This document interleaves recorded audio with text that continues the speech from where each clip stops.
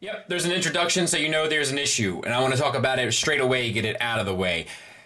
When this thing comes out of box, these two side fenders are up like this. I left them up so that I could show you that all you have to do is slide them down in order to kind of get it into truck formation right out of the box. However, I totally forgot to do so and go on talking about the truck as if that's the way it's supposed to be. It's not. I don't criticize it for it, thankfully, but yeah, I was supposed to do that and I didn't, so that's how you do it. Let's get started.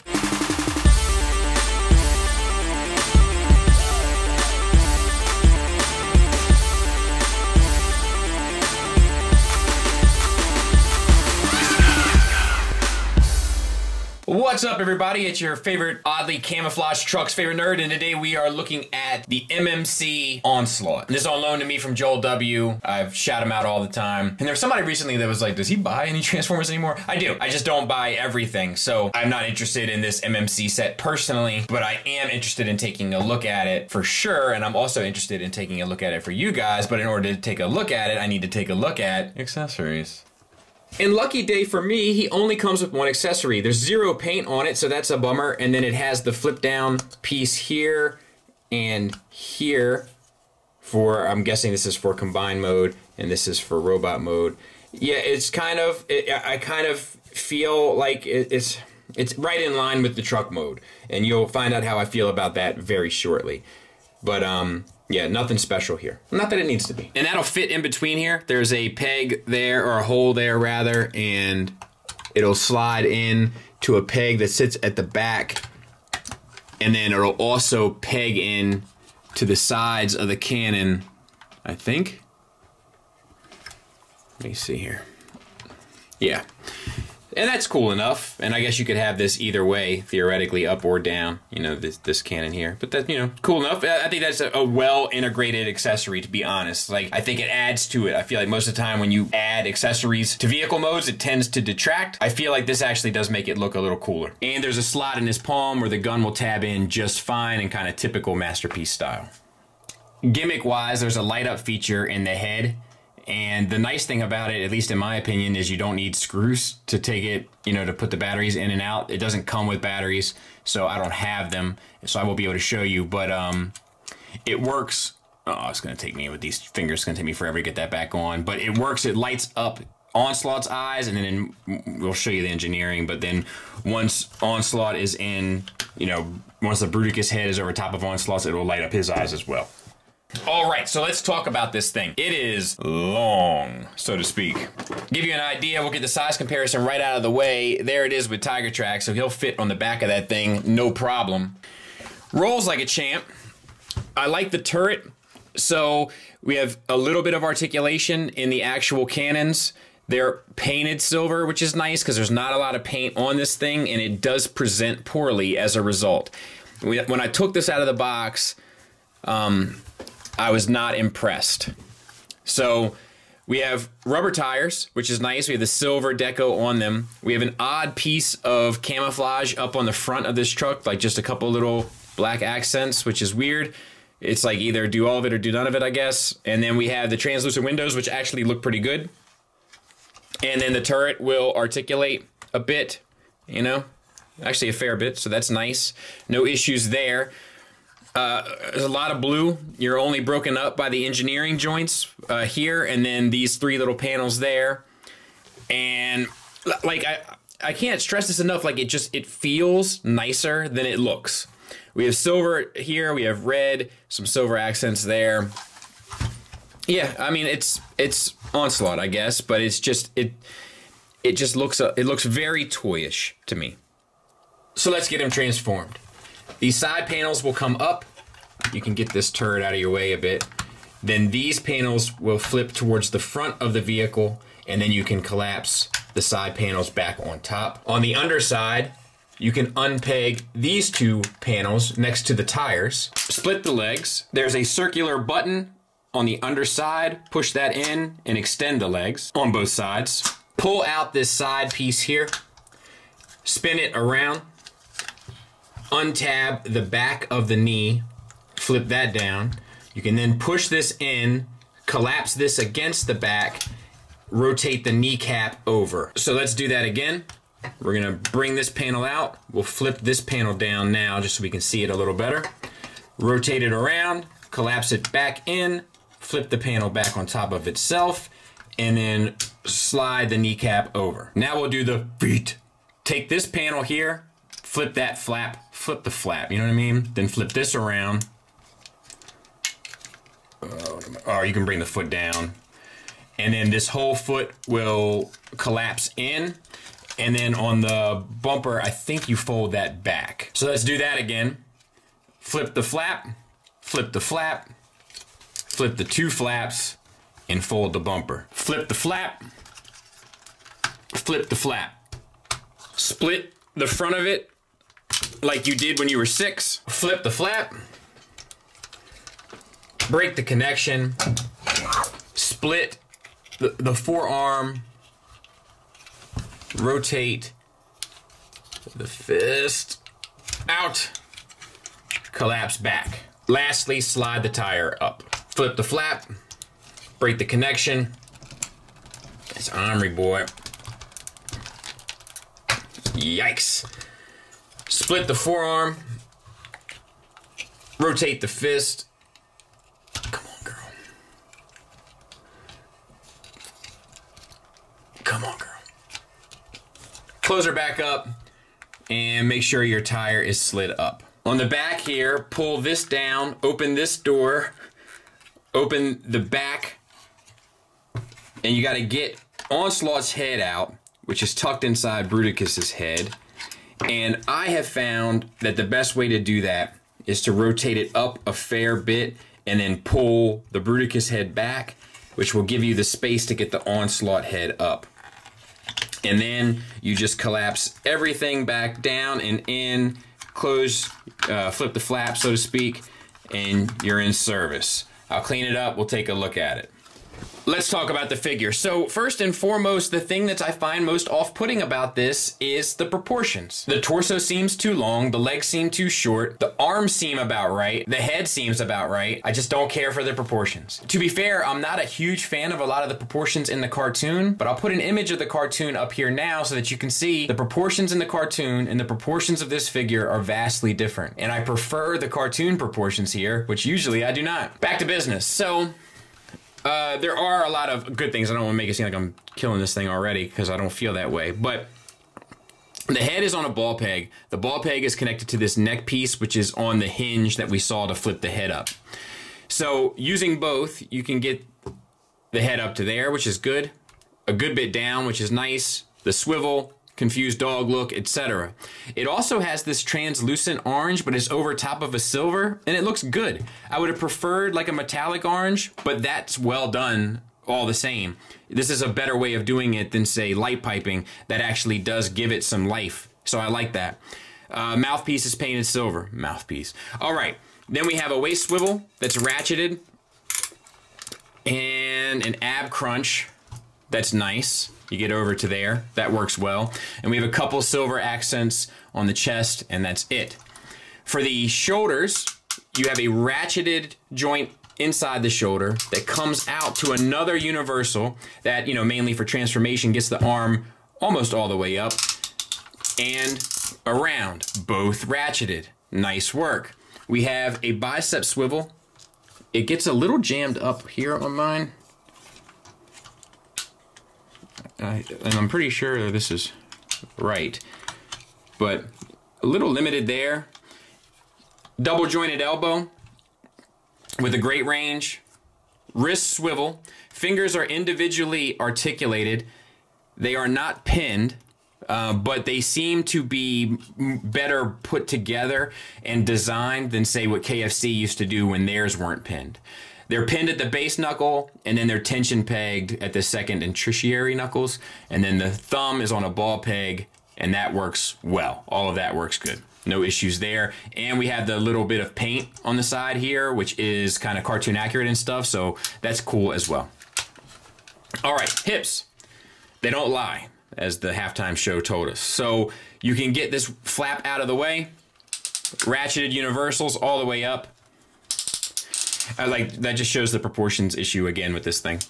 And then out to the side, ratcheted as well. Very well done. Thigh swivel, also ratcheted.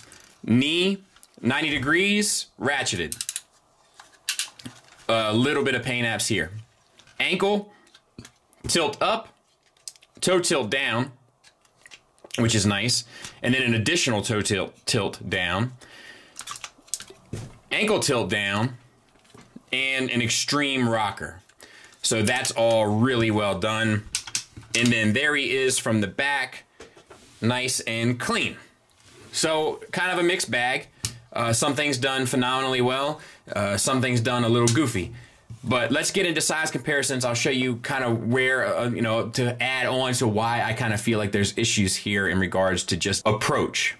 Size comparison wise, there he is next to the Unique Toys Onslaught, and he's huge, which I'm not crazy about. You know, scale is in the eye of the beholder, but I think he's too big. I'll drive this point home a little bit further by putting Vortex in there. To me, Vortex looks good next to the Unique Toys one, small next to the MMC one. This is back to that discussion of sacrifices and what MMC has chosen to sacrifice in order to pull off the all-inclusive combiner. People are gonna feel differently about that. For me, it's not a sacrifice worth taking.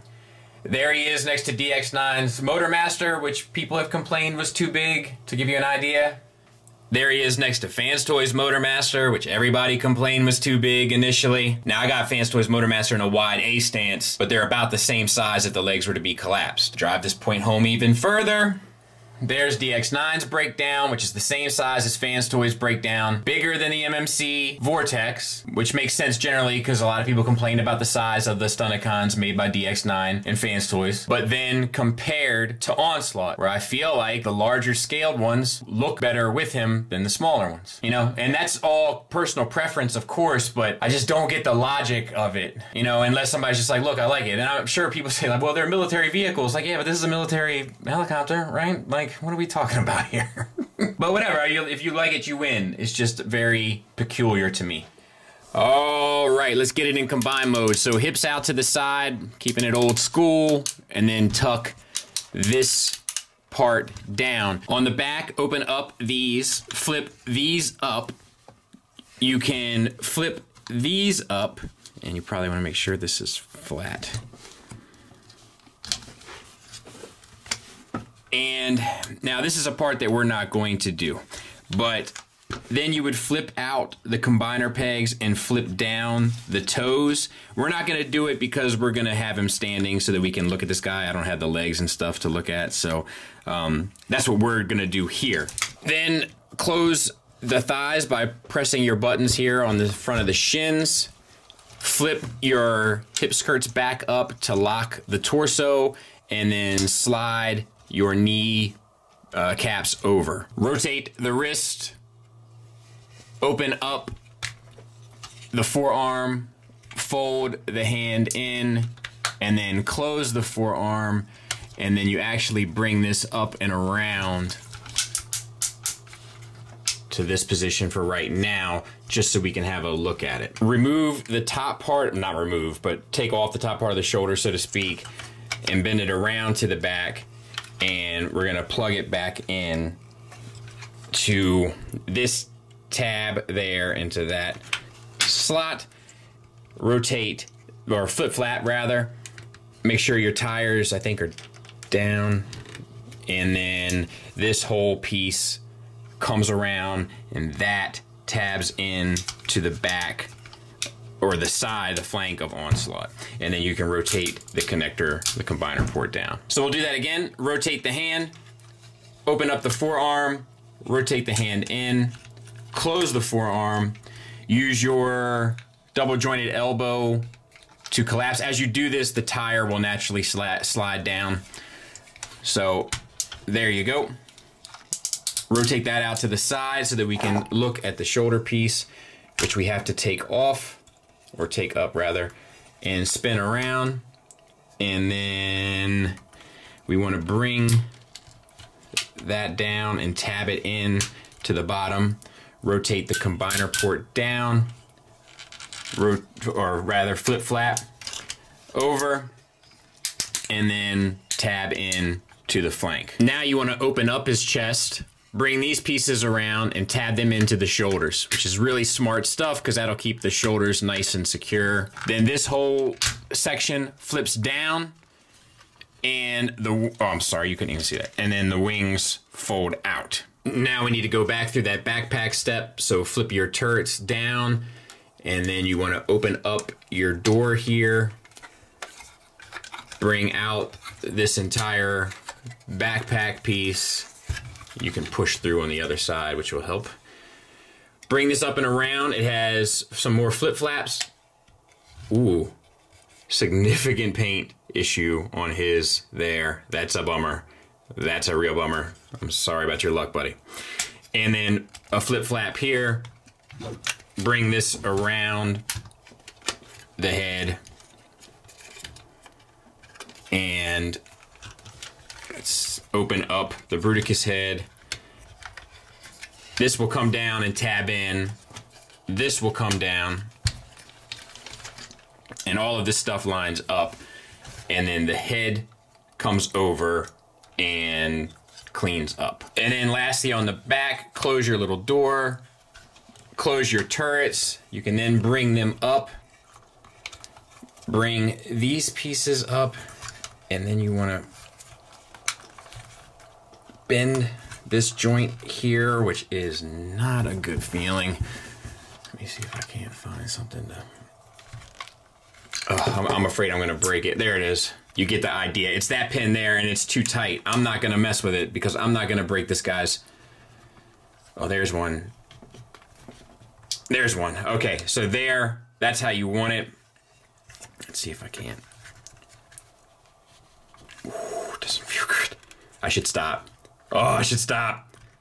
But I'm so close. Okay, there it is. I got it. And then slide this back down until it sits nice, and now you have a little wider. I'll clean them up. We'll take a look at them. And there he is. And, you know, look, the proportions work here, you know, like, and that's why they sacrificed it. The proportions don't really work in robot mode because they needed to make this work, and the proportions do work here. So it's going to kind of come down to how you're going to have this guy displayed. This is a real bummer. You know, that's sloppy, and it's super unfortunate because it's front and center. Do you know what I mean? But other than that, it's kind of hard to say, you know, how I feel about this guy because we just don't have all of the components yet, but that's how you get him in there. I think some of the engineering is pretty cool, and, you know, that's it. I'll show you a little size comparison. I know it's dark over here. My lighting is constantly a work in progress. So here is the DX9 Menasor, so significantly smaller constructor. It's kind of smaller, significantly as well. And the Zeta, you know, like it comes as like half a thigh worth. I know this isn't the best because I just don't want to take all this stuff down. I'm pressed for time as it is, as you'll see in Final Thoughts. Sorry about not doing moving frames for Final Thoughts. I'm just really pressed for time today. Final Thoughts wise, let's talk about the negatives. The limited bicep swivel is an issue in robot mode. You can get around it a good bit by untabbing the stuff on the back of it, but it still doesn't give you a great range of motion, and I did find myself wanting more while posing this guy. You add that to the general bulk of the figure that's being used and sort of moved around in order to create both the truck and combined mode aesthetics, and it's like the bulkiness ends up working against the bicep swivel, which is already hindered. I think the scale is super wonky. That's obviously not a deal breaker for everybody, and as I've clearly stated numerous times, scale is always in the eye of the beholder. But in this beholder, it's wonky. The robot is too big for the kind of general masterpiece scale. It's too big for the Combaticon team, but it's too small, in my opinion, for what ultimately ends up being the combined mode, because it doesn't make the combined mode any more significantly larger. Now, that's my take on that. If you can explain it away with whatever makes you a happy camper, well, a military truck is approximately 38 feet long,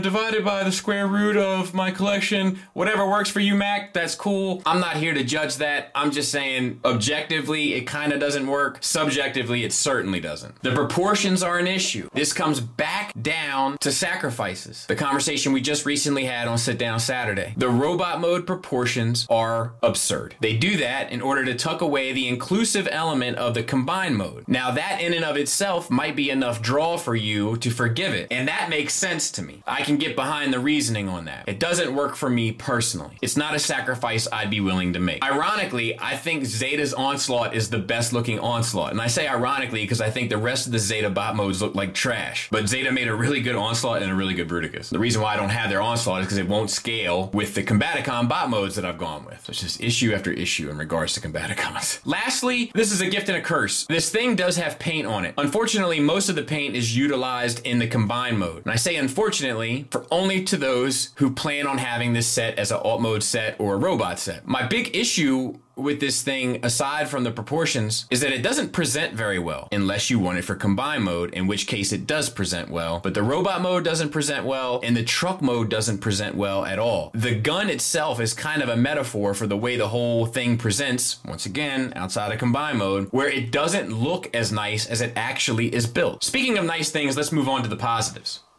And I do have a fair amount to say here. The articulation, with the exception of the bicep swivel, is magnificent. Really well done. The head sculpt of both the robot mode and the combine mode are great. The cartoon character really comes through in both. I also like conceptually how they did the visor, both in regard to aesthetics and to the gimmick. One of the things I've been getting on MMC for recently is their lack of ratchets. This makes up for it. Everything is ratcheted here, and as a result, it feels super solid. You add that with good materials, which this has, and it creates a very stable, solid robot and combiner, I hope. But the last thing I want to talk about in regards to the pluses is that this thing is engineered beautifully. The transformation process is fun, enjoyable, intuitive, easy, and I think that's saying something for something that has to get to 3 modes to kind of really enjoy. It was a blast. Not one issue really along the way, and that is saying something. This is a mixed bag. I can't really say whether or not I recommend this until I see the combined form and really get a feel for this set. This is a mixed bag. It's certainly my least favorite overall of the 3 released so far. I like the Vortex. I think the Swindle is good. This one I think is okay. Can't really give a solid recommendation, nor the lack thereof quite yet. Thanks to Joel again, and thanks for listening. Thanks for watching. Until next time, take care.